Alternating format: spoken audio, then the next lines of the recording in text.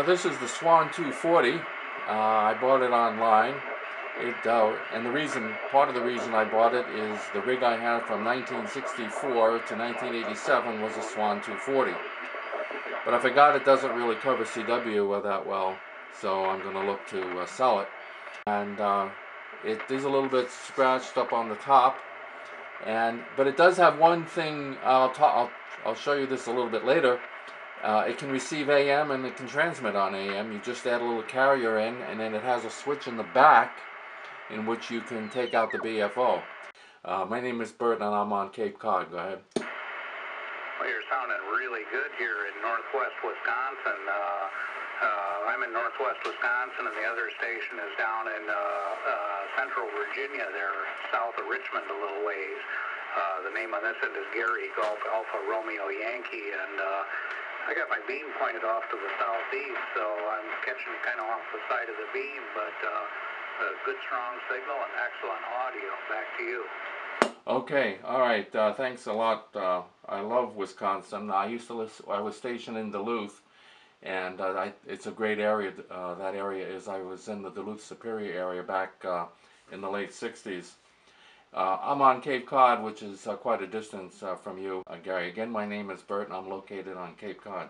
So back to you. This is K1OIK. Well, fine business there, K1OIK, and my call is Whiskey 9 Golf Whiskey Zulu W9 GWZ, and the name here is Gary, Golf Alpha Romeo Yankee. Right now you're listening up on 20 meters.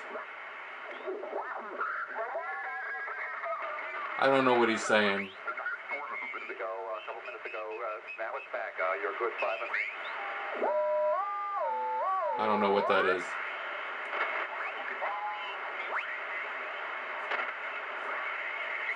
It's early in the morning, by the way, so there's not much on 20. Tough to make you out. There's some kind of garbage on your audio and RF, over. So there he is. You put it in the tune position, and you can see the meter goes all the way up. It says it's in excess of 100 watts, but I think that meter reads a little high. And you tune it up. It doesn't have the original meter on here. I should dip that a little bit and get a little more power, a little more efficiency, not inefficiency. So that's 20 meters.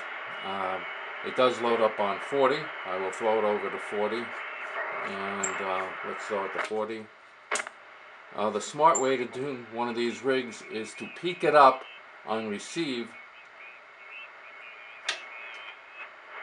and then you pick it up on transmit.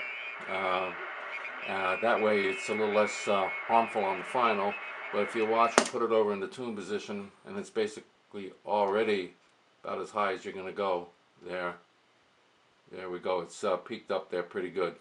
So that's 40 meters. We'll listen a little bit on 40. I should put a 40 meter in. I should put a 40 meter antenna on it, which would be a little bit better.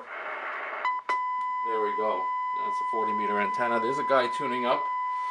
He's probably on the national tune-up frequency, which you probably didn't know existed. But that's 40 meters. Sounds pretty active. I'm going to look for an AM station because I want to show you how it receives on AM, if I can find a... That's obviously not an AM station, but if I tune up higher, maybe... So let's try 75 meters, see how we tune up on 75 meters. And once again, I'll peak it up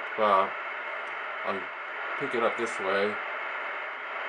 Just peek it up on noise and see what kind of power we get. And there we are. We're already peaked up pretty good up there.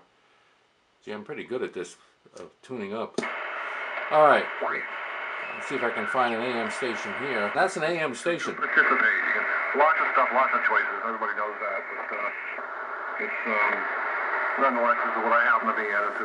And there's a switch in the back that someone modified this. Stuffed in here.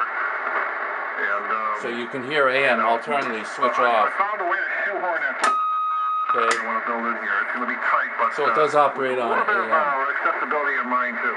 be able to pull things out from the front so I can get it stuff to service things. So that's 75 meters on AM, and I'll put it back on sideband, see if there's any sideband stations on.